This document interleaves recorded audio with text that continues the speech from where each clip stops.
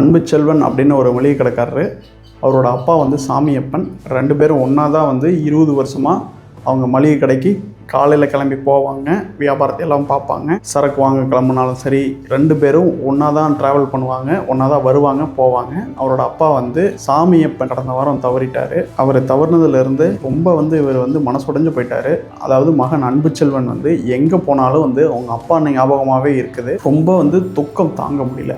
வேலைக்கு வந்து திரும்ப போகவே முடியல. போனாலும் வந்து திரும்ப வந்துடுறாரு.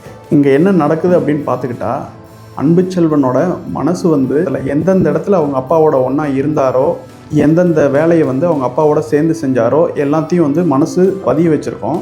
அதே இடத்துக்கு வந்து இவர் போகும்போது அந்த மனப்பதிவுகள் மீண்டும் இவருக்கு வரும். அதே இடத்துக்கு போகும்போது வரும், அதே மாதிரி வேலைகளில் செய்யும்போது வரும். அந்த பதிவுகள் வரும்போது அவங்க அப்பா உண்மையிலுமே இங்கே இல்லையே அப்படிங்கிற அடுத்த 2வது எண்ணம் வரும். 2வது எண்ணம் வர்றப்ப இவருக்கு வந்து ஒரு துக்கம், ஒரு இழப்பு, கவலை இப்படிங்கிற மாதிரியான ஒரு ஃபீலிங்ஸ், ஒரு எமோஷன்ஸ் வந்து வரும். இது வந்து இயல்பு தான். துக்கம் அப்படின்ற ஒரு உணர்வுலேருந்து விடுபடுறதுக்கு அவர் என்ன பண்ணணும் அப்படின்னா, அக்செப்டன்ஸ், அதாவது ஏற்றுக்கிறது.